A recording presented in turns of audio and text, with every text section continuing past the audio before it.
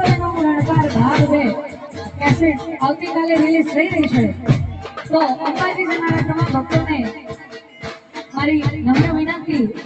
કે કેસેટ અવશ્ય નિહાળજો અને તમને બધાને ગમશે એવો મારો ભરોસો છે માતાજીના ગરબાની કેસેટ કીર્તનનો રણચાર ભાગ 2 અવશ્ય નિહાળજો હા અને એનો એક ગીત હા